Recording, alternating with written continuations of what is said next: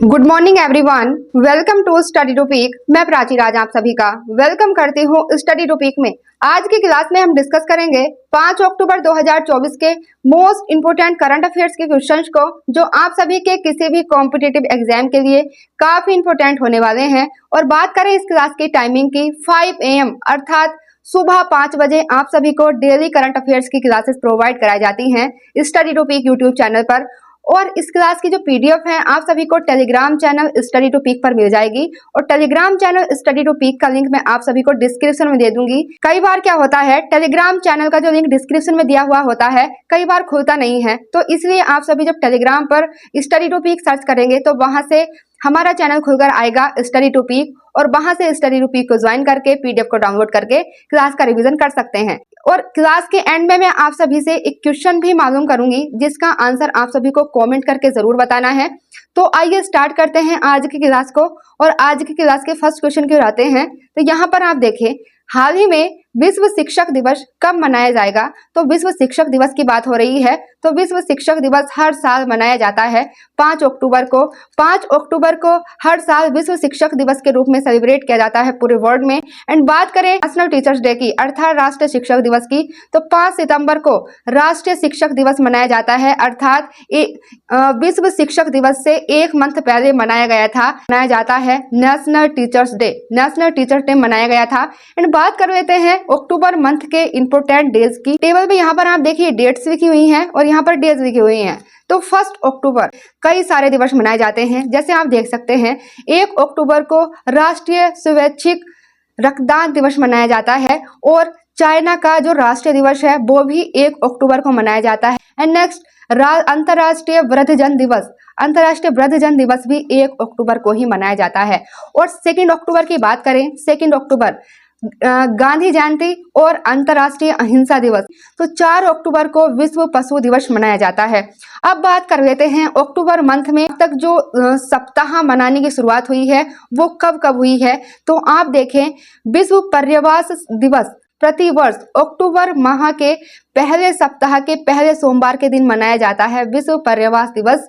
And 2 अक्टूबर से 8 अक्टूबर तक मनाया जाता है विश्व वन्यजीव सप्ताह। काफी इंपोर्टेंट है आप सभी के एग्जाम के लिए। एंड 4 से 10 अक्टूबर को मनाया जाता है विश्व अंतरिक्ष सप्ताह। ये तीनों ही क्वेश्चन काफी इंपोर्टेंट है, याद रखिएगा। नेक्स्ट क्वेश्चन, हाल ही में 7 साल बाद हॉकी इंडिया लीग का आयोजन कहां पर किया जाएगा। बात हो रही है हॉकी इंडिया लीग की। तो हॉकी इंडिया लीग का आयोजन होगा राउरकेला और रांची में। राउरकेला जैसे कि आप सभी जानते हैं उड़ीसा में पड़ता है, और यहाँ पर आप देखें रांची, ये झारखंड का शहर है। झारखंड का शहर रांची है और ये उड़ीसा का है। तो राउरकेला और उड़ीसा में हॉकी इंडिया लीग का आयोजन किया जाएगा। और यहाँ पर बात कर लेते हैं हॉकी इंडिया लीग की। हॉकी इंडिया लीग की 7 साल बाद 28 दिसंबर से एक नए स्वरूप में वापसी होगी, जिसमें पुरुष और महिला टीम दोनों पार्टिसिपेट करने वाली हैं। एंड यहाँ पर आप देखें हॉकी इंडिया लीग का आयोजन 28 से 1 फरवरी तक चलेगा। और इसका आयोजन 2 स्थलों पर होगा, जैसे मैंने आपको बताया राउरकेला एंड रांची। तो राउरकेला में जो होगा, इस रांची में महिलाओं की टीम खेलेंगी, रांची में महिलाओं की टीम खेलेंगी और राउरकेला में पुरुषों की टीम के द्वारा खेला जाएगा। जबकि पुरुषों की प्रतियोगिता में 8 जबकि महिलाओं की प्रतियोगिता में 6 टीमें पार्टिसिपेट करेंगी। एंड महिलाओं की स्पर्धा जो है, इस बार पहली बार महिलाओं की स्पर्धा आयोजित हो रही है हॉकी इंडिया लीग की स्थापना की। तो हॉकी इंडिया लीग की स्थापना 2013 में 2013 में हॉकी इंडिया लीग की स्थापना करी जाती है। नेक्स्ट क्वेश्चन की ओर आते हैं। नेक्स्ट क्वेश्चन, हाल ही में बीसीसीआई के भ्रष्टाचार निरोधक इकाई के प्रमुख कौन बनाए गए हैं। तो जो बीसीसीआई है, बात हो रही है बीसीसीआई की। तो बीसीसीआई के जो भ्रष्टाचार निरोधक यूनिट के जो प्रमुख बनाए गए हैं वो बनाए गए हैं रिटायर्ड आईपीएस अधिकारी शरद कुमार। शरद कुमार 4 साल तक आतंकवाद निरोधी संगठन NIA का नेतृत्व करने वाले सेवानिवृत्त आईपीएस अधिकारी शरद कुमार को बीसीसीआई की भ्रष्टाचार निरोधक इकाई के प्रमुख नियुक्त किया गया है। और इस भूमिका में उन्हें व्यापक अनुभव है। बीसीसीआई की यहाँ पर बात करी जाए तो BCCI board of control for cricket in India, board of control for cricket in India की बात करते हैं तो बीसीसीआई की स्थापना दिसंबर 1928 को बीसीसीआई की स्थापना करी जाती है और इसका हेडक्वार्टर है मुंबई में। बीसीसीआई का जो मुख्यालय है वो मुंबई में है और ये वानखेड़े स्टेडियम मुंबई में इसका हेडक्वार्टर है और प्रेजेंट में इसके जो अध्यक्ष हैं वो रोजर बिन्नी हैं। और बात करें प्रेजेंट में इसके उपाध्यक्ष की तो राजीव शुक्ला जो हैं बीसीसीआई के उपाध्यक्ष हैं और बीसीसीआई के सचिव आप जैसे देखते हैं जय शाह, जो सीईओ हैं वो है हेमांग अमीन। हेमांग अमीन इसके सीईओ हैं। एंड बात कर लेते हैं नेक्स्ट क्वेश्चन की। नेक्स्ट क्वेश्चन जो काफी इंपॉर्टेंट है, हाल ही में मार्क जुकरबर्ग किसको पछाड़कर दुनिया के दूसरे सबसे अमीर व्यक्ति बन गए हैं? तो जो मार्क जुकरबर्ग हैं दुनिया के दूसरे सबसे अमीर व्यक्ति बन गए हैं, किसको पछाड़कर? तो ये है जेफ बेजोस। जेफ बेजोस जो हैं इनको पछाड़कर दुनिया के दूसरे सबसे अमीर व्यक्ति बन गए हैं मार्क जुकरबर्ग। एंड यहाँ पर बात करी जाए मेटा प्लेटफॉर्म के सीईओ मार्क जुकरबर्ग अमेजोन के संस्थापक जेफ बेजोस को पछाड़कर दुनिया के दूसरे सबसे अमीर व्यक्ति बन गए हैं। एंड नेक्स्ट क्वेश्चन की यहाँ पर बात करी जाए, हाल ही में प्रधानमंत्री नरेंद्र मोदी जी ने किस राज्य में धरती आबा जनजातीय ग्रामीण उत्कर्ष अभियान की शुरुआत करी है? तो जो धरती आबा जनजातीय ग्राम उत्कर्ष अभियान है इसकी शुरुआत करी जाती है झारखंड में। रिसेंटली भारत के प्राइम मिनिस्टर नरेंद्र मोदी झारखंड की यात्रा पर जाते हैं और वहां पर कई परियोजनाओं को लेकर के बातचीत की जाती है, कई योजनाओं को लेकर के बातचीत की जाती है, जिनमें से आप देखें धरती आबा जनजातीय ग्राम उत्कर्ष अभियान जो झारखंड में प्रधानमंत्री नरेंद्र मोदी जी के द्वारा शुरू किया गया है। एंड यहाँ पर बात करें नेक्स्ट क्वेश्चन की। नेक्स्ट क्वेश्चन जो काफी इंपॉर्टेंट है, हाल ही में किसने पहला चीन ओपन 2024 का खिताब जीता है? जो चीन ओपन 2024 है इसका खिताब जीता जाता है। यहाँ पर आप इनके फोटो से पहचानिए कौन है ये। तो ये हैं कार्लोस अल्कराज। कार्लोस अल्कराज ने चाइना ओपन 2024 का खिताब जीता है। यहाँ पर बात करी जाए इम्पोर्टेंट टेनिस टूर्नामेंट की, तो टेनिस टूर्नामेंट में अगर आप देखते हैं सबसे पहले आप सभी ने देखा होगा ऑस्ट्रेलिया ओपन होता है, फिर फ्रेंच ओपन होता है, विंबलडन ओपन और यूएस ओपन होता है। ऑस्ट्रेलिया ओपन की अगर यहाँ पर बात करी जाए तो इसमें मेल एंड फीमेल का जो खिताब है वो किसके द्वारा जीता जाता है?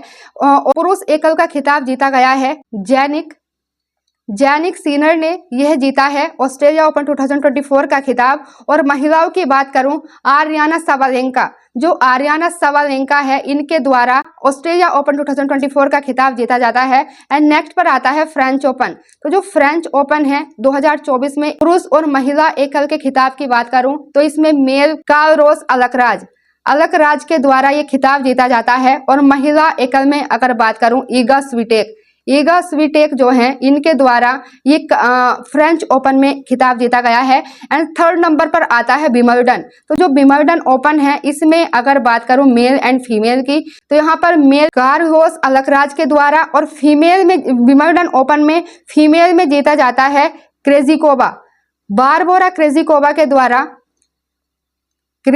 के द्वारा विंबलडन ओपन का खिताब जीता जाता है। एंड फोर्थ पर आता है जो सबसे लास्ट में होता है यूएस ओपन। तो यूएस ओपन में जो मेल की कैटेगरी में इसका खिताब जीता गया है तो मेल में जीतते हैं जैनिक सीनर के द्वारा मेल में, एंड फीमेल में जीतती हैं सवालेंका। अब यहाँ पर आप देखें ऑस्ट्रेलिया ओपन में जो मेल और फीमेल का खिताब जीता गया है वही यूएस ओपन में मेल एंड फीमेल का खिताब जीता जाता है। यहाँ पर आप इन दोनों को कनेक्ट करके याद रख सकते हैं। नेक्स्ट क्वेश्चन, हाल ही में नागालैंड के 25वें हॉर्नबिल महोत्सव की किस देश के साथ साझेदारी की गई है? तो जो वेल्स जो कंट्री है इसके साथ।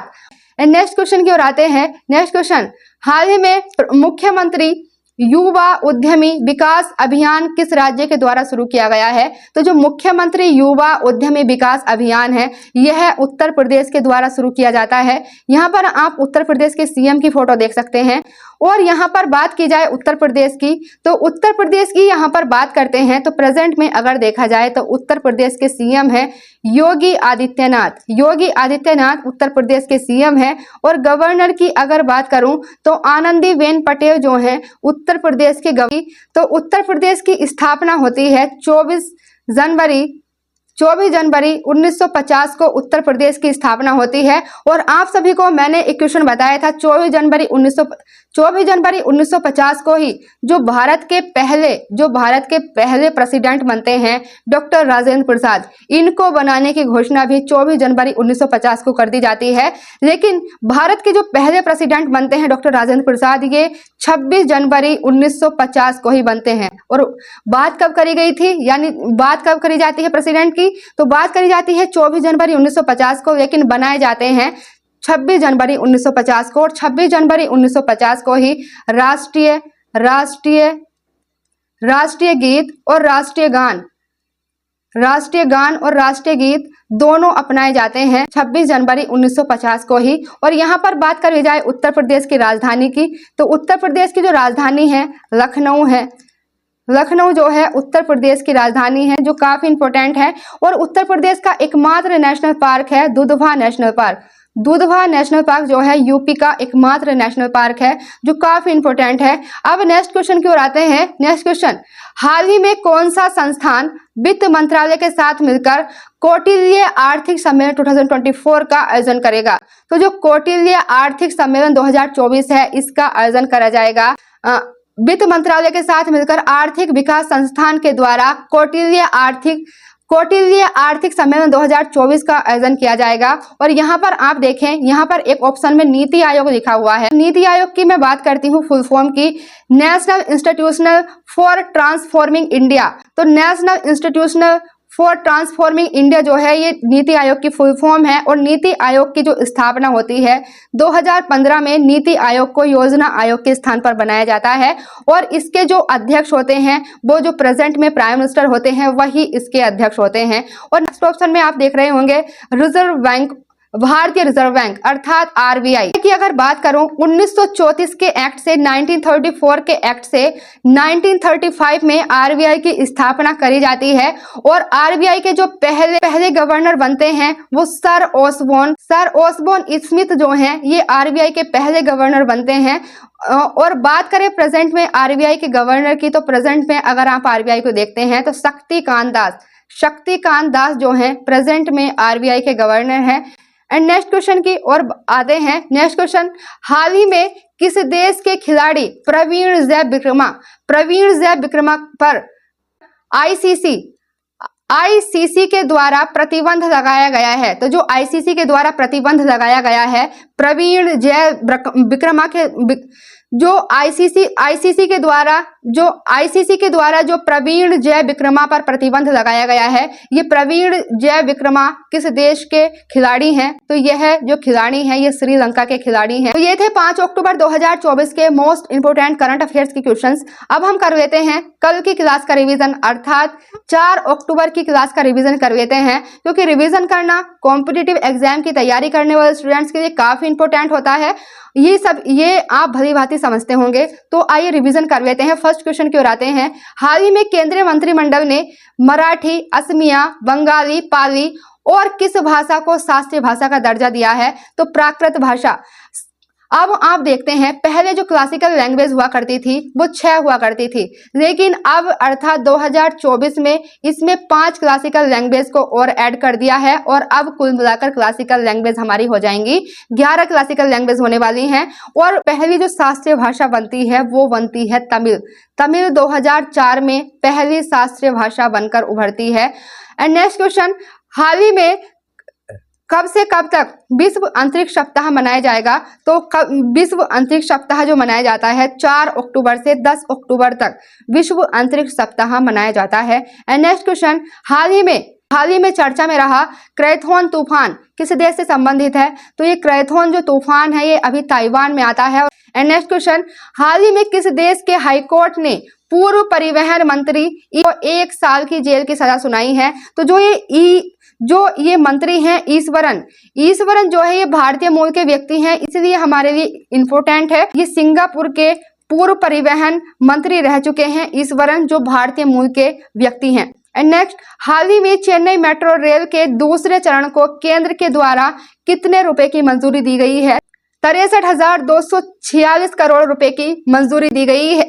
हाल ही में भारत के किस राज्य को एशियाई विकास बैंक ने 162 मिलियन अमेरिकी डॉलर का ऋण दिया है। तो जो एशियन डेवलपमेंट बैंक है, एशियन डेवलपमेंट बैंक के द्वारा हिमाचल प्रदेश को 162 मिलियन अमेरिकी डॉलर का ऋण दिया जाता है। एंड नेक्स्ट क्वेश्चन, हाल ही में वर्ल्ड ग्रीन इकोनॉमी फोरम का उद्घाटन कहां पर किया गया है? तो इसका उद्घाटन दुबई में किया गया है। एंड नेक्स्ट क्वेश्चन, हाल ही में हार्पून मिसाइल किस देश के द्वारा विकसित की गई है? अमेरिका ने, यूएसए के द्वारा हार्पून मिसाइल को बनाया गया है। And next question, kho kho विश्व कप 2025 किस देश में आयोजित किया जाएगा? तो खो खो विश्व कप 2025 जो है इसका आयोजन अपने इंडिया में ही किया जाने वाला है 2025 में। एंड नेक्स्ट क्वेश्चन, हाल ही में महात्मा गांधी जी की 125वीं जयंती के अवसर पर नवनिर्मित बापू टावर का लोकार्पण किया गया है। तो जो बापू टावर का लोकार्पण किया जाता है, ये बिहार की राजधानी पटना में बापू टावर का लोकार्पण किया जाता है। रिसेंटली आप देखते हैं 2 अक्टूबर को महात्मा गांधी की जयंती के अवसर पर इस काम को किया गया है। नेक्स्ट क्वेश्चन, हाल ही में माउंट एरेबस किस महाद्वीप में स्थित है? तो जो माउंट एरेबस है ये रिसेंटली चर्चा में रहता है और ये एक ज्वालामुखी है जो अंटार्कटिका महाद्वीप में स्थित है, माउंट एरेबस। इस ज्वालामुखी से सोने की धूल के कण दिखाई दिए, इसलिए ये चर्चा में रहा है। ये थे रिवीजन के प्रश्न। अब हम आते हैं कल के होमवर्क क्वेश्चन की ओर। कल का आप सभी का जो होमवर्क क्वेश्चन था उसके आंसर की अगर मैं बात करूं, हाल ही में शहरी परिवहन पुरस्कार किसने जीता है? तो शहरी परिवहन पुरस्कार जीता गया है कोच्चि वाटर मेट्रो के द्वारा। कोच्चि वाटर मेट्रो जो भारत की पहली वाटर मेट्रो है, इसके द्वारा शहरी परिवहन पुरस्कार जीता गया है। आज का आप सभी का होमवर्क क्वेश्चन रहने वाला है, इसका आंसर आप सभी को कमेंट करके जरूर बताना है। यह है आप सभी का क्वेश्चन, हाल ही में हार्पून मिसाइल चर्चा में रही, यह किस देश के द्वारा विकसित की गई है? तो जो हार्पून मिसाइल है यह किस देश के द्वारा विकसित की गई है? ये इस क्वेश्चन को मैंने कल की क्लास में भी डिस्कस किया था और आज के जो रिवीजन वाले क्वेश्चन थे उनमें भी मैंने इस क्वेश्चन का रिवीजन कराया है। आई होप आप सभी इस क्वेश्चन का आंसर जरूर करेंगे। ये थे 5 अक्टूबर 2024 के मोस्ट इंपोर्टेंट करंट अफेयर्स के क्वेश्चंस जो आप सभी के किसी भी कॉम्पिटिटिव एग्जाम के लिए काफी इंपोर्टेंट होने वाले हैं। अगर आप सभी को हमारी वीडियो, हमारी क्लासेस पसंद आती हैं तो हम आज के लिए इतना ही। Thank you.